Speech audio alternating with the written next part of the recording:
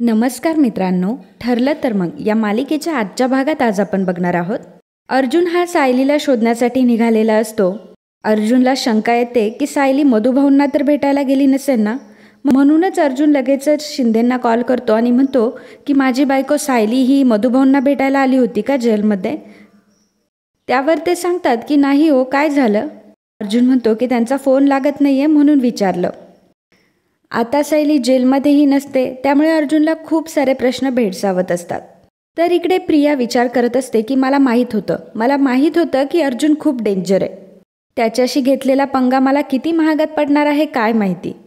खरं तर अर्जुनने जी आश्रमाची केस घेतली ना, तेव्हाच मला ह्या लफड्यातून बाहेर पडायला पाहिजे होतं. आता तर तो मला जेलची हवा खायला लावणारच. अर्जुन महिपतपर्यंत पोहोचलाय म्हणजे तो माझ्यापर्यंत सुद्धा नक्कीच पोहोचणार. पण काय करू मी आता.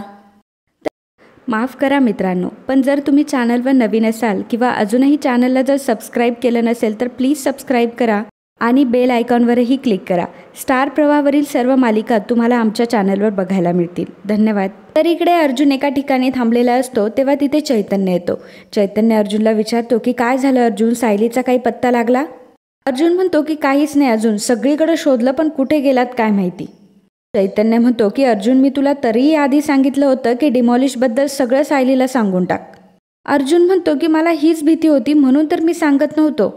आणि तू म्हणत होतास ना मी सेल्फिश आहे, पण तसं नाही आहे. त्या आशा रिॲक्ट होतील हे मला माहीत होतं.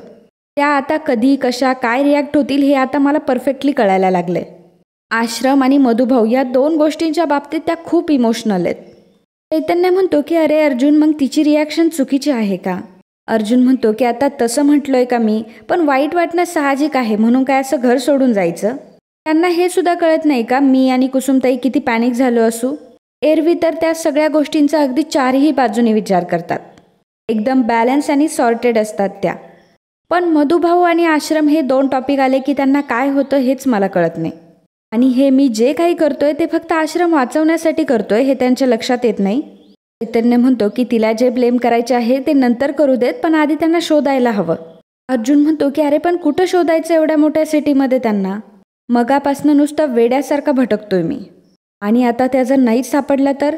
चैतन्य म्हणतो की अरे सापडेल तू काळजी नको करूस.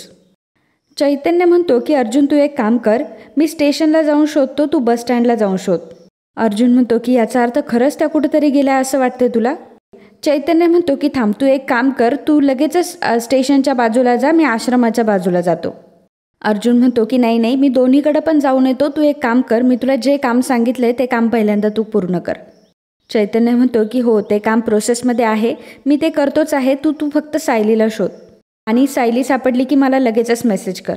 चैतन्य त्याची गाडी घेऊन निघतो आणि अर्जुनसुद्धा सायलीला शोधण्यासाठी आता निघालेला असतो.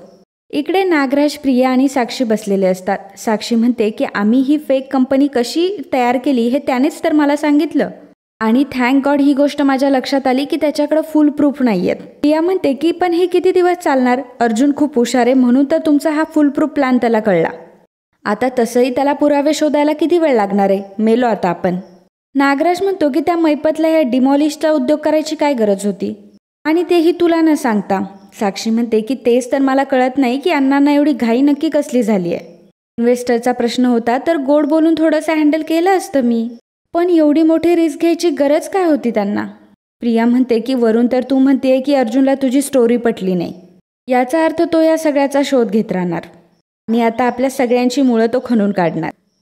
साक्षी म्हणते की मग तू काय आता गप्प बसणार आहेस, अर्जुनला हँडल करण्याचं काम तुझ्यावर दिलंय ना. नागराज म्हणतो की आणि ते तर तिने कधीच पूर्ण केलं नाही. प्रिया मॅडम आता तरी जाग्या व्हा, हो काहीतरी करा, त्या अर्जुनला घोळात घ्या, नाही तर आपल्या सगळ्यांनाच हे महागात पडणार आहे. प्रिया म्हणते की काय करणार आहे मी सांगा ना. अरे तुम्ही पण जरा विचार करा. आता सर्वजण विचार करू लागतात. नागराज साक्षीला म्हणतो की तो चैतन्य गडकरी तुझा मोहरा आहे ना. साक्षी म्हणते की त्याच्याकडनं इन्फॉर्मेशन काढण्याचा प्रयत्न करते मी, पण त्याचं जग आहे ना ते फक्त अर्जुनच्या अवतीभोवतीच फिरतं, त्यामुळे त्याच्याकडनं इन्फॉर्मेशन काढणं मला जड जातंय. आज पण मी जेव्हा त्याच्याशी बोलत होते तेव्हा त्याला अचानक कोणाचा तरी फोन आला, बहुतेक तो अर्जुनचाच असावा आणि चैतन्य घाईघाईत निघून पण गेला. नागराज म्हणतो की घाईघाईत निघून गेला म्हणजे नक्कीच काहीतरी गडबड असणार. परमेश्वरा, आधी आहे तेच झेपत नाही, आता नवीन कॉम्प्लिकेशन नको रे वाढू बाबा. नागराज, प्रिया आणि साक्षी आता तिघेही काळजीमध्ये पडलेले असतात. तर इकडे अर्जुन गाडीतून सायलीला शोधण्यासाठी निघालेला असतो आणि वाटेतच पंढरीची वारी सुरू असते. हरिनामाचा गजर सुरू असतो. सगळे अगदी आनंदाने नाचत असतात, हरिनामाचा गजर करत असतात. अर्जुनच्या गाडीसमोरच हे सर्व चाललेलं असतं, त्यामुळे अर्जुनला गाडी चालवता येत नसते आणि ही गोष्ट अर्जुनला खूपच इरिटेट करत असते.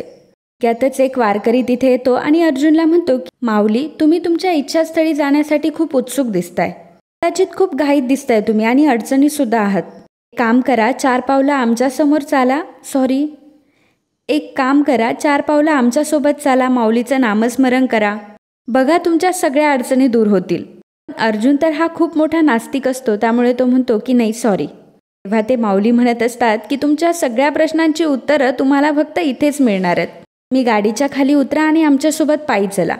बघा तुमचा आवाज ऐकणारं इथं कोणीच नाही आहे. सगळे विठुरायाचं नामस्मरण करण्यामध्ये बिझी आहे. त्यामुळे तुम्ही सुद्धा विठुरायांना साथ घाला, ते नक्की तुमचं ऐकतील. अर्जुन म्हणतो की थँक्यू सो मच, पण मी खाली उतरणार नाही आहे. त्यामुळे ते माऊली अर्जुनला नमस्कार करून म्हणतात की तुमची मर्जी आणि ते तिथून निघून जातात. अर्जुन विचार करू लागतो तर गाडी आता काय पुढे जाऊ शकत नाही. माणसाने सांगितलं म्हणून नाही, पण मिसेस सायलींना शोधण्यासाठी मला आता गाडीच्या खाली उतरावंच लागेल. अर्जुनने गाडी साईडला पार्क केलेली असते आणि तो आता वारीमध्ये शिरलेला असतो. अगदी जीवाच्या आकांताने तो सायलीला शोधत असतो आणि त्याचं लक्ष अचानक विठुरायाच्या त्या सुंदर मूर्तीकडे जातं. त्यामुळे तोही 2 क्षण थांबतो आणि विठुरायाला हात जोडतो. खरं तर वारी जिथून चाललेली असते आणि तिथेच सायली एका बाकड्यावर बसलेली असते. जेव्हा विठुरायाला बघते आणि वारी बघते तेव्हा ती विठुरायाजवळ येते. हात जोडून विठुरायाला म्हणत असते की तुला तर सगळंच माहिती आहे विठुराया. आज मी तुला शोधत आली नाही तरीही तुम्हाला दर्शन दिलंस, म्हणजे तुला माझं दुःख कळतंय ना रे. माझं घर वाचव विठुराया, त्या फक्त विटांच्या भिंती नाही आहेत. मधुभाऊंनी रक्ताचं पाणी करत उभं केलेलं आमचं आयुष्य येते, त्याचं रक्षण कर प्लीज. आणि तुला सगळे माऊली म्हणतात ना, मग आज माऊली बनून आमच्या पाठीशी उभा राहा. त्यातच एक बाई तिथे येते. खरं तर तिला आता रुक्मिणीचाच अवतार म्हणावं लागेल. ती सायलीला म्हणते की ताई, असं डोळ्यातून पाणी नका काढू तुम्ही आता तुमची सगळी काळजी विठुरायाच्या खांद्यावर घातली आहे ना, मग आता तुमची सगळी काळजी मिटली आहे.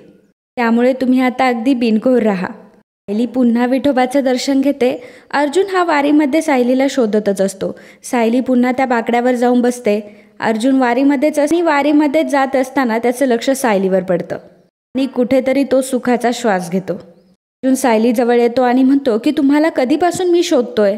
तुमताई तिकडे रडताय, मी पॅनिक झालोय आणि तुम्ही आमचे फोन का घेत नाहीयेत? का करता तुम्ही असं? सायली अर्जुनकडे रागाने बघते आणि तिची बॅग उचलते आणि तिथून चालायला लागते. अर्जुन पुन्हा सायलीजवळ जातो आणि म्हणतो की हे काय चाललंय तुमचं? आधी तुम्ही बोला बरं माझ्याशी. आय नो तुम्हाला आश्रम डिमॉलिश होतो हे कळलंय, पण कोणालाही न सांगता असं सामान घेऊन निघून जायचं हे त्यावरचं सोल्युशन आहे का? सायली म्हणते की मग मी काय करू सांगा ना तुम्ही मला. आणि तसंही मला 1 वर्षानंतर बाहेर पडायचंच होतं म्हणून मी बाहेर पडले. आणि स्वार्थापोटी का होईना मला आता शोधत तरी आला. 1 वर्षानंतर तेही येणार नाही तुम्ही. अर्जुन बोलायला जातो तेव्हा सायली म्हणते की हे बघा तुम्ही आता काहीच बोलू नका, कारण मला आता कुठल्याही प्रश्नांची उत्तरं नकोय तुमच्याकडनं. आणि तुमच्या लेखी माझी कशी शून्य किंमत आहे हे आज मला दिसलंच आहे. आणि माझ्या भावनांची तर माझ्यापेक्षाही शून्य किंमत आहे. माझं फक्त एक घर होतं सर हक्काचं, ज्यातून मी लहानाची मोठी झाली आहे. आणि त्याच घराचे तुकडे तुकडे होत आहे हे तुम्हाला मला सांगावंसंही वाटलं नाही. आणि आता ते माझं घर गेलंय म्हटल्यावर मी रस्त्यावरच आले ना. सायली पुन्हा त्या बाकड्यावर जाते आणि तिथे बसते. अर्जुन डोक्याला हात लावतो आणि पुन्हा सायलीजवळ जातो आणि म्हणतो की अहो मिसेस सायली, तुम्ही रस्त्यावर का याल? आपलं घर आहे की. सायली म्हणते की कॉन्ट्रॅक्टचं घर आहे ते, आणि तेही 1 वर्षासाठी. आणि तुम्ही मला जेव्हा बाहेर काढणार आहात तेव्हा तर मी रस्त्यावरच येणार आहे, म्हणून तर मी आत्ताच आले, कारण मला आता माझ्या हक्काचं घर कुठलंही राहिलं नाहीये. अर्जुन म्हणतो की मिसेस सायली, तुम्ही वेड्यासारखं काही बोलू नका, चला आपण घरी जाऊयात. सायली म्हणते की मी घरी यायचं आणि कुसुमताई, मुलं मुली, काका यांनी कुठं जायचं? सर, तुम्ही फक्त माझी फसवणूक नाही केली आहे, तर तुम्ही ह्या सगळ्यांची फसवणूक केली आहे. माझ्यासारखी अगदी तेही हास लावून बसले होते की कधी त्यांना आश्रमात जाता येईल म्हणून. आणि या सगळ्यांच्या डोक्यावरचं छप्पर जाते हे तुम्हाला माहीत असून सुद्धा तुम्ही मला काही म्हटला नाहीत. खरं तर फक्त माणुसकी म्हणून तुम्ही हे घर वाचवायला हवं होतं. आणि जर तुम्हाला हे जमत नव्हतं तर तुम्ही मला सांगायला हवं होतं, मी काहीतरी हालचाल केली असती. तुम्हाला हे सगळं माहीत असून सुद्धा तुम्ही काहीच हालचाल केली नाहीत. कुसुमताई म्हणते ना, तेच अगदी बरोबर आहे. स्वार्थी आहात तुम्ही, स्वार्थी. तुमचं काम कसं आहे की 1 वर्षापुरतंच आहे, त्यानंतर माझं काही का होईना तुम्हाला कुठे फरक पडतोय. अर्जुन म्हणतो की मिसेस सायली, हे बघा आपण घरी जाऊयात, त्यानंतर तुम्हाला मला स्वार्थी जे काही तुम्हाला बोलायचं असेल ते बोला. सायली म्हणते की तुम्हाला तर ऐकूनच घ्यावं लागणार आहे सर, कारण तुम्ही फक्त माझी नाही तर ह्या सगळ्यांची फसवणूक केली आहे. आणि मधुभाऊंना मी काय उत्तर द्यायचं आहे सांगा ना, काय बोलायचं आहे मी. ते जेव्हा जेलमधून बाहेर येईल एकतर तिथे बिल्डिंग उभी असेल नाहीतर मातीचा ढिगारा असेल. मधुभाऊंचा तर तिथल्या तिथे जीव जाईल हे सगळं बघून. मी काय करायचं पुढे, बोला ना सर. ती जागा तुमच्या डोळ्या देखत गेलीत आणि तुम्ही फक्त बघत राहिला, काहीही केलं नाहीत तुम्ही. त्या जागेसाठी मैपत नावाच्या गुंडाशी त्यांनी वैर पकडलं, एवढे करोडोंचे पैसे त्यांनी नाकारलेत आणि आज शेवटी ती जागा हातातून गेली. आता सांगा ना आम्हाला की आम्ही काय करायचं. तुम्ही मला फक्त फसवलंय आणि तुम्ही फक्त माझी फसवणूक केली आहे. अर्जुनला आता हे सर्व बोलणं असह्य होतं आणि तो सायलीचं तोंड दाबतो. अर्जुन म्हणतो की मी तुम्हाला फसवलेलं नाही आहे मिसेस सायली, आणि मी गप्पही बसलो नव्हतो. तुम्हाला डिमॉलिशबद्दल नाही सांगितलं कारण ते व्हायला नको म्हणूनच प्रयत्न करत होतो मी. तेव्हा कुठे सायली शांत होते. अर्जुन म्हणतो की तुम्हाला वाटतोय तेवढा वाईट माणूस नाही आहे मी तुम्हाला हे सर्व सांगितलं नाही कारण मला तुम्हाला टेन्शन नव्हतं द्यायचं, कारण या सगळ्या गोष्टींचा तुम्हाला खूप त्रास होईल आणि हेच तर मला नको होतं. मलाही असंच वाटतंय ना की आश्रम जर डिमॉलिश झाला तर मला काहीच फरक पडणार नाही आणि तुमच्या इमोशन्सची मला 0 व्हॅल्यू आहे असं वाटतं तुम्हाला. सायली म्हणते की हो मला असंच वाटतं. अर्जुन म्हणतो की फाईन. अर्जुन बॅग उचलतो आणि म्हणतो की चला माझ्यासोबत, मला तुम्हाला काहीतरी दाखवायचंय. सायली म्हणते की माझं घर परत मिळेपर्यंत मी इथून कुठेही जाणार नाहीये आणि माझ्या माणसांच्या डोक्यावर जोपर्यंत हक्काचं छप्पर येत नाही ते तोपर्यंत तर मी वाटेल ते करेल. मी काहीही करेल पण मी त्यांना छप्पर मिळवून देईल. अर्जुन म्हणतो की मिसेस सायली, मला काही करायचं नाहीये आणि तुमचं हक्काचं घर परत मिळवून देण्यासाठीच मी जातोय. अर्जुन म्हणतो की फक्त एकदा माझ्यावर विश्वास ठेवा आणि चला माझ्यासोबत. आणि तो सायलीचा हात धरून तिला घेऊन जात असतो. आणि मित्रांनो, आजचा हा भाग इथेच संपतो. पुढील भागात आपल्याला पाहायला मिळणार आहे अर्जुन आणि सायली दोघंही आश्रमाच्या तिथे आलेले असतात. अर्जुन विचारतो की इथे मुकादम कोण आहे, तर तिथला मुकादम तिथे येतो. अर्जुन त्यांना सांगतो की हे जे काही चाललंय ना इथे, तर हे आत्ताच्या आत्ता इथे थांबवा. त्यावर मुकादम म्हणतो की मी फक्त माझ्या साहेबांची ऑर्डर ऐकतो. अर्जुन मुकादमची कॉलर पकडतो तेव्हा तो मुकादम म्हणतो की ए माझी कॉलर सोड हा. अर्जुन त्या मुकादमला म्हणतो की जाऊन सांग तुझ्या साहेबांना, मैपत शिकरे नाव आहे ना त्यांचं. ॲडव्होकेट अर्जुन सुभेदार आले होते आणि त्यांनी या आश्रमावर स्टे आणलाय. आणि त्यानंतर अर्जुन सायलीला म्हणतो की तुम्ही कुठला शब्द वापरला होता माझ्यासाठी, स्वार्थी, पण मी तसा नाही आहे मिसेस सायली. हो, मला तुमच्यासारखं डोळ्यात पाणी आणता येत नाही, पण याचा अर्थ हा होत नाही की मी दगड आहे. आणि आता हे ऐकल्यानंतर सायलीला सुद्धा खूप वाईट वाटत असतं. तर मित्रांनो, असेच ठरलं तर मग या मालिकेचे डेली अपडेट बघण्यासाठी आत्ताच आपल्या चॅनलला सबस्क्राईब करा. आणि आजचा हा भाग तुम्हाला आवडला असेल तर व्हिडिओला लाईक आणि कमेंट करायला अजिबात विसरू नका. धन्यवाद.